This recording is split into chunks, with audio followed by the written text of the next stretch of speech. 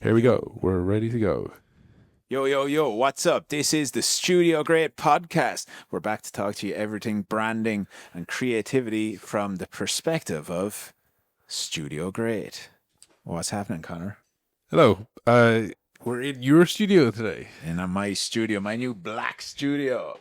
This chair is very leany backy. Yeah, that doesn't, you can't lean back on the chair. It's a problem with Sit like this, and yeah. So just that's like good. sit forward. Are we too We were close? very close, but sure, look, it's a small studio. It's like we're on a bus. Yeah. It's like a bus chat. You know? What were you thinking? Thinking of talking about anything today? Anything come to mind recently? Actually, I did not prepare anything. I don't know. Well, okay, I did. I didn't really, but I was thinking the other day. I was talking to a client, and they had recently worked with a branding agency, right? Yeah. And I'd never really done this. Obviously, I had done this, but I hadn't done it in a long time. And they were asking me my opinion on like who they were going to go work with.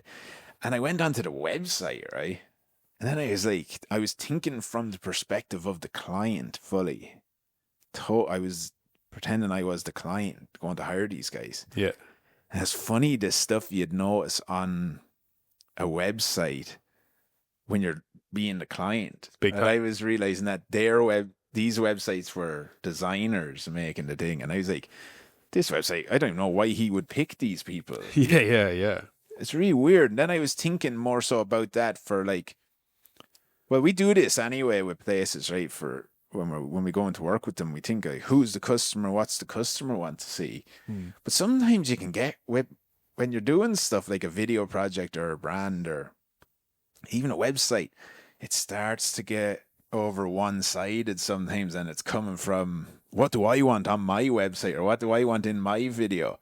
But I was just thinking like it's such an important exercise like all the time or whenever you're partaking in the projects to think from the customer's point of view, because you'd be amazed how fucking off you can be with things if you're just focusing from what you think the customer should see instead of getting into their mindset and being like, okay, these guys, we want these guys to hire us or we want these guys to use our product.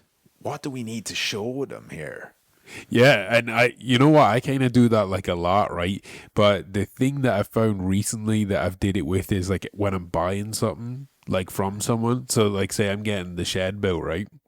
And I have all these questions about like how does it work? How do you pay for it? Who does what and what thing? And then when I went onto their website, none of that's answered. And I almost kind of felt like being like, oh, you should like hire me to like help you fix this because I am actually a customer. Like I'm actually a customer and buying it. And now I actually like I'm the prime example of who wants to find out this information and it's not there. And even that with like what you said, like video stuff is like um yeah, it's just like I think that like you said, it can come from, wanting to just express your ideas on it and stuff, and that's cool as well. And I think that needs to be like a vital part of it. But then it also needs to answer questions and also like not put up any more barriers for that person to like commit to buying something. And I think that's a massive thing. Like it could be something as simple as like how do you pay for this, or how do you like, is it in installments or is it like one off or is it blah blah, or when do you pay at the end or the start or whatever. It's like these are like other little things that like that would maybe stop people doing it because they just don't have the information. Oh yeah, definitely. It's definitely a huge problem in anything that you create that you can get kind of self-obsessed, especially founders and owners. Like it happens to me as well. Like like when we're doing stuff with Studio Great, and like it's easy for us to go into other companies and be like, here, what you doing? Like, or you see stuff straight away, but when you're in it, you are self-obsessed, or not self-obsessed, but you're obsessed with the with what it is and What you want it to be. yeah, what you want them to think it is. But sometimes you overcomplicate that so much that you're not, like you said, you're not answering like the simple little questions that they might have, or the simple things like, wait a minute, how does this work? Or Yeah, well, that's what I mean. I was talking about paying for it, and that was just a kind of stupid example that I was thinking about there. But it's about process as well. Like that's even a more so thing like about that that might put people off, like because they just don't know how the process works, and that's a real simple thing to explain to people so they know exactly what's happening, what they're getting, etc. Whatever. But like you said, with us as well, it's kind of that similar problem that we've had in the past about we do all these different things for people, and maybe in the past we just expect them to just click on the website and be like, yeah, these lads will just do it all then, and then they're like, but how does it work then? And we kind of fail to explain that to people, whether it be someone comes to us and they want to do strategy or they want to do video, like they don't know how it works because they might have never did anything like that before. So they might say, well, but who comes up with the idea for the video, or do you organize like the people or whatever? But and again, these are probably things that we might even still be like lacking on doing, maybe like even better, but we can explain that to people so that they're like, okay, I actually feel a bit more confident in like how this is going to look when I commit to actually doing it, Yeah, because sometimes people are like, yeah, you're totally right. Because I always found that I can explain, let's say, like we're doing branding, right? This is the one time I actually did it right properly. I can walk in and I start explaining branding to people, and sometimes they're like, what? What is it? Yeah. What do I get? Yeah. Like, so to me, I'm like, you get your brand. You get this great thing that was banging on about, right? Yeah. But then to like them, they could be like, what is it, like a JPEG? Is it? Yeah. Or is it like do we own the building? What do we get? But do you remember a few years ago, we made the stages of how it's done? Yeah. Right. So before, when I'm going in talking to people, I used to find it particularly hard, especially with like CEOs or directors of large companies, because they do read everything, and they, like, as much as you might think, they get what it is, but they actually read everything you write on your website, everything you write everywhere, and they download it. That's why they're where they are, right? They're like, even the way you like phrase stuff, if you're not very clear with how you're phrasing stuff or confident, they'll be like, Yeah, put a little doubt in their mind, because again, it's like the overall arching thing about all of this is like the barriers to like getting someone to commit to buying or working with you on something. And it's like what you were saying about the other day when we were working on that other stuff, that makes it sound like I made up that we were working on other stuff because I didn't name it. But anyway, I can't name it because there's NDAs and whatever, but that even sounds made up. But the thing that I'm saying is made up. it's all made up. The thing that I'm saying about that is about the way that stuff is written or perceived, like about removing like negativity out of stuff or almost insecurities out of the way that you're writing things, and being as positive and inspiring with the way, not inspiring that you're gonna go, oh, I'm gonna become an astronaut or something like that, but just inspiring confidence in the person who's looking at the thing. Do you know what I mean? It's like what we were talking about the other day about just removing those certain bits out of text or copy or whatever, just to really elevate that these lads are the guys, like, Yeah, because when we were talking about that, so let's say it's this business we were working with, right? And basically they were kind of saying, everything we do is, they were kind of saying, let's say, what would it be? It was basically like they were saying, everything we do is very good. We don't mess around. It's no fluff, right? Let's say that, right? Yeah. We're not fluffing. We're serious. We're not acting the bollocks here. But what we were saying then was like, well, why are you saying that? Don't say that, because that's kind of insecurity, right? So then like a guy that might be trying to hire you for, let's say, a fucking $100,000 project, be like, why did you say that? Yeah, why are they saying like it's not fluff? Like, I didn't think it was fluff. Yeah. Anyway, but I thought now I think it's fluff. Yeah, no, it's kind of weird they're saying that in the first place.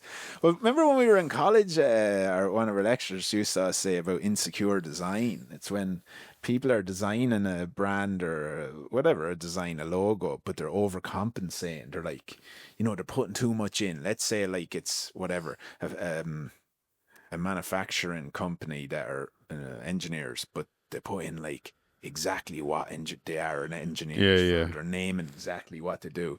Or who always does it? Photography companies, photographs by. Yeah. That's not a good example, but anyway, putting in too much, explaining too much, over explaining actually makes you look insecure rather than being very clear and holding back from being like, we're actually a very big company and we actually aren't shit.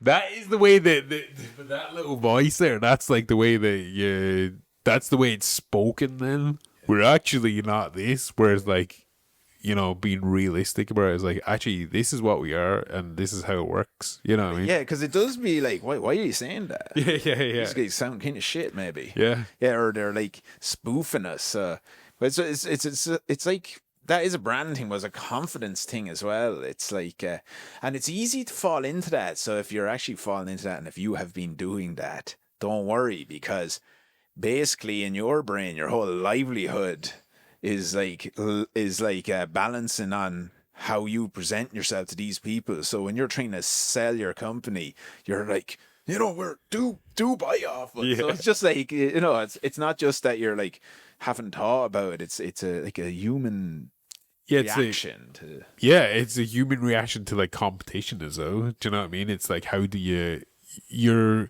everyone's business is different, and then you believe that it's like very different to everyone else's because it's you doing it and your passion and whatever else, and it's probably like one of the first things that you go to. It's very hard actually to not do it. Because I always find like, sometimes if you quote a price, that should be the price, and then you're like, oh, that was a bit high, I don't know if they're going to do it, and then you could say, well, if if that's too high, we can work on it, maybe. It's the same. That's the same thing. That's because someone said to me to that before. They were like, imagine you were taking a car for a test drive and the car was like 30 grand, and then you were kind of like, I don't know, and then the salesman goes, okay, I'll give it to you for 15 grand. Then you're like, wait a minute, what's wrong with this car? Yeah, I remember you saying that, and it's so true, because you would be like, what? Fucking weird car. Yes. Here. So it was like, why were you charging 30 grand? But like a lot of the time I find with creative businesses or even services, right? Like things like consulting or, things that like are, I guess you can't see, right? Yeah. Like they're not product services. Like people feel like you can drop, like, you can drop your prices up. You shouldn't be, because what ends up happening is you have it at that price for a reason. Yeah. And when you keep it at the price, it's people are more confident in you. They're like, yeah. And it's more of an investment for them as well. They're like, yes, okay, right. This is an investment. It's actually doing exactly what you were trying to do by saying, we're serious business. We don't fluff around, kind of thing, right? Sorry, someone's ringing me. Yeah, that's fine. That's fine. It's not important, I don't think. Yeah, but that's but exactly, it's the same as Yeah, because I actually don't think the price is like one example of that thing, but I think the actual deeper lesson there is even if it's not got to do with price, I think it's just the hesitation or the insecurity and changing your mind, or not change your mind, but just being not like confident in what you're talking about, Yeah, and when you're confident in what you talk about, then the price thing isn't really. Yeah, that's only like a kind of a detail at the end, Then you can figure that out or whatever that does be. But to be confident in what you're able to do for the people and not to be focusing on being insecure and reassuring them. Yeah. You know what I mean? Like, there's a certain amount of reassuring that you have to do, but like, it's not that reassuring it's not that, stuff to be like, I'm still good. Yeah. Or like, just focus on the thing. But we're kind of meandered from what I was talking about there. But basically, anyway, but it's the same kind of thing. So if you're thinking of these like high up CEOs, these guys in big businesses, like they are meticulous with everything. They're kind of like reading people. That's what they do. They read people and they get vibes off people, and it's all vibe stuff. So if you're giving that weird weak vibe with your brand, or like it even comes down to how your website looks, and it's big in video, right? If you have a weird video that's not like, video can show confidence too, and that's what we always do. That's what editing is for, right? You take out the insecurity bits, things, yeah. but if you're showing any level of incompetence, Yeah. I think that's like when places try and make their own things, that's where that really shines through. No, I don't mean like, places can make their own stuff anyway, but when they do it and they're like, oh, I don't know about this, like they usually kind of just bin them because they're kind of like, this is not reflective of like what we are or what we want it to be, because it just screams,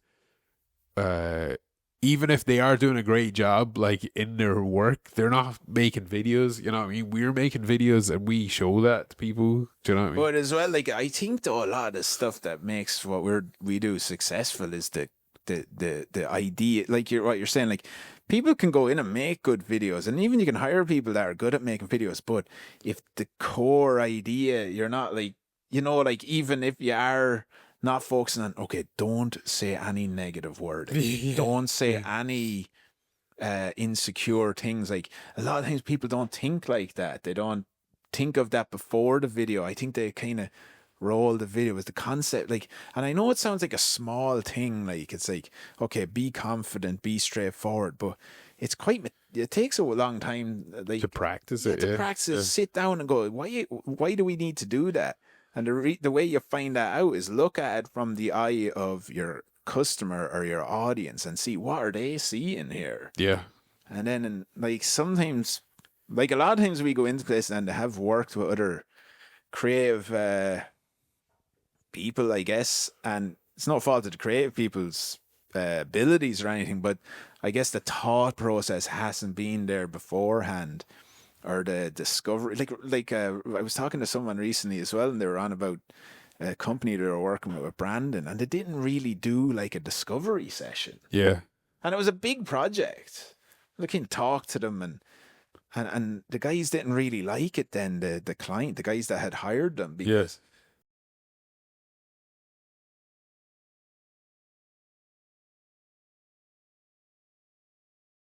directors here, we got the the CEO, the marketing man, everyone's here now, let's all sit down, this is a thing. That gives them confidence. But if you kind of get in a call and go like, what Do you like blue? kind of colors do you like, because Yeah. blue means that you're mellowed out and confident, like, and Yeah. then the guys are like, okay.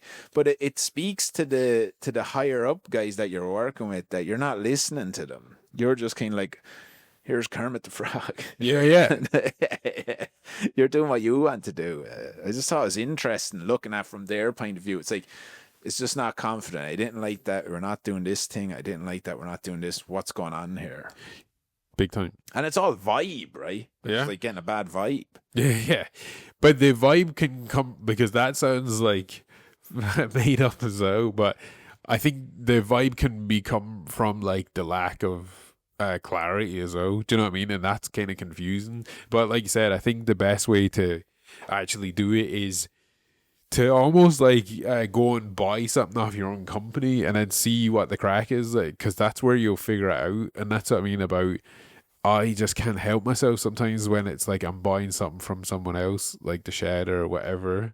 And not that they did a bad job if they're watching this, but there was bits that I was like, oh, I can see where the holes are in that. Do you know what I mean? And like with other things, I'm like, oh yeah, I could see how they could just improve that, more.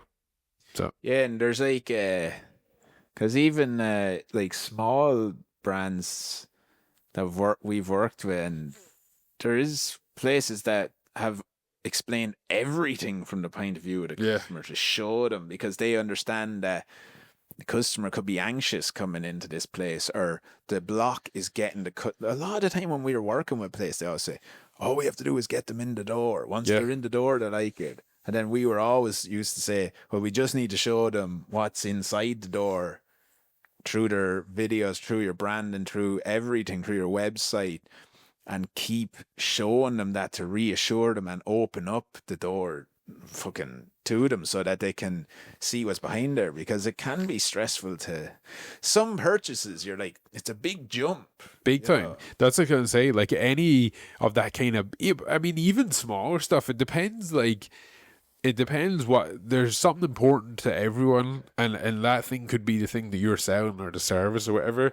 So if it's a case that someone's like gonna buy this with their own money or invest their business money into it or whatever, they want to make sure they're getting like the right thing. And some people like myself, or I'm pretty sure when people are buying TVs or cameras or whatever, houses, sheds, cars, lawnmowers, doesn't really matter, all that stuff, like some people go like into such research about everything, do you know what I mean? And then they want to know, like said, how the thing works, how the process of the thing works, and blah blah, the rest of it. But it's, yeah, if you don't have it there, then people will just go somewhere else. Like, Yeah, because you know what? Like I was just thinking there when you're saying that. Like the first thing, there's like a limit, right? If something costs over like 50 quid, yeah, you're kind of start going like, I'll look elsewhere as well. look at maybe I need to look at a review here. Yeah, first, big time. Right? Yeah. It's the first thing you do. Yeah. Then if it's a bit more, you're like if you're buying a camera or something, you're like, I better look at some YouTube videos. Yeah. And then you go look at the YouTube videos. You're like, Yeah. I don't know about this now. Is this a good idea? Maybe I should get that camera that they compared it to. That looked good. And like, there's so much stuff on YouTube, but people just do that. Like, that's instinctively now. People go on and do their own research for stuff. And I think that they're products, but I think what people forget is you need to do that for services as well. I agree. But even if you go deeper into that one, so then you watch YouTube, but then you need to find a place to actually buy it, right? And I know this because I've bought many cameras, but then you go find somewhere to buy it, and there's many camera shops. So you go look at them, you take into account a price, whatever, but usually the price, especially if you're buying like something new, kind of similar.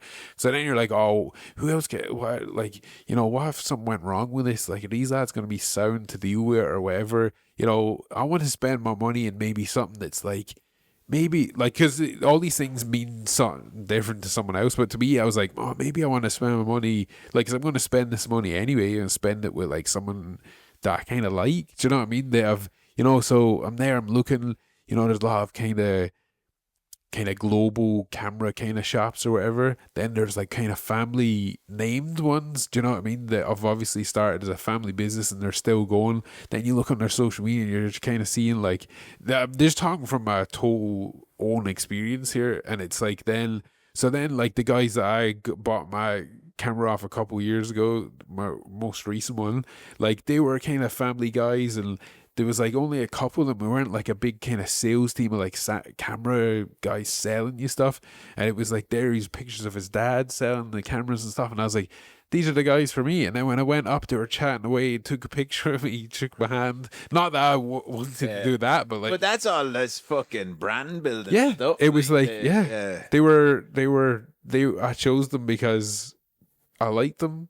And understood how it was all going to work. So yeah, because when it gets to a certain price, let's say like over €1,000 or something like that, then you're kind of in the thing like you said. So I've had this as well, right? So let's say I go online and then there's this like a family run place. I go on their social media and I can really tell that these are definitely real. Yeah, real. Yeah, let's say fucking Limerick or something. Big time. And I'm like, all right, I can see that they're real. They have recent photographs and they're in, well, by looking at it, it feels alive. Yeah. And then it's like, let's say the camera's fucking €1,500, right? And then there's this other weird website, it's like Trabuku. Yeah, €300. You're like, well, no, even if it's like 1,400 or something, you're like, why is that 1,400? Yeah. Cheaper, bit weird. And so the actual price drop has uninspired your confidence. Yeah. What the fuck? It's kind of went like, we're not like them other guys. You're like, wait a minute. You don't think I'm even going to get a camera off this lad? Yeah. But at least you can go down to the guy down in Limerick and you can see that you can go like, because like, there's all this shite though as well about like, obviously social media is very powerful, but like it's a part of a cycle, right? And people think, oh, social media, social media, social media. There's a big fucking thing where you can know that you can go like ring your man and be like, hey man, I'm just looking at that, and then he's like, yeah, oh yeah, and then he'll talk to you. That's Like what I mean. He did, and then he was like, "Oh, look forward to seeing you." And I'm like, "Oh, cool." I'm like, yeah, you know. Then you go onto this other website and it's like, oh, you can't chat to anyone. No, no, exactly. Well, I mean, like the big thing, and I know we all buy stuff off the company that's named after the forest in South America, but it's do you know what I mean? It's like it's not a forest, it's a river, right? But like, you know what I mean? Like, if anyone's, I know the convenience of it and stuff, and there's shit that you can't get anywhere else, and you have to get it there. But like, it's so dead. Like, and then if you try and get a refund or anything like for something, sure, you just talk to a robot, and it's probably, I mean, there's probably a human there, but it's not human. Like, Yeah, but like, remember they were doing the thing as well, where it's like people will be writing in like, I didn't get my package, and then they're like, send us a picture. And were then they? people will be like, just send a picture of nothing. It's really weird. Yeah, well, that's, Like, I mean, it's so, yeah, it's silly. yeah, and the same thing then is if it breaks. I always find Amazon, yeah, I don't know. I think this is a thing like, like people are like support local, right? Yeah.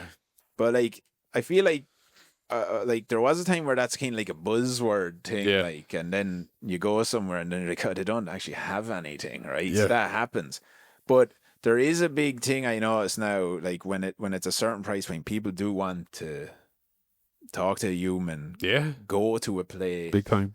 whereas like if you're gonna spend €1,500 on a camera, get off Amazon, feels weird, right? Big time. Unless you can blow money, like I have like a kind of price limit for Amazon where I'm like, yeah, fuck it, I'll just buy that. But once it goes over that, I'm like, I don't know. I'll look elsewhere, yeah. But I think, like you said, that can all be applied to like services as well. Do you know what I mean? And I think that there's something about that. That's got to do with location and like being able to. Not saying like people call into you or whatever, but do you know what I mean? Like, so say we work with like majority, like probably 99% of businesses that are in the same county as us, because I think that they like us calling in and being able to talk to them in real life and not be like, oh no, we're in Dublin today. We're in Dublin all the time and we can't talk to you, so we'll just Zoom or whatever. Do you know what I mean? There's a kind of, it doesn't, in like the topic of this, it doesn't inspire confidence. Yeah, Yeah. like it's that. I always think this as well. It's like it's just people. Yeah, It's yeah. all about people. Like even when we're making stuff for places, it's like photos of people, Yeah. videos of people. Yeah. The brand is people, right? Big time. Because when you make the other stuff, it's faces. That can work for some things. Yeah. But like, even like I remember years ago when I was younger, this is only like 16.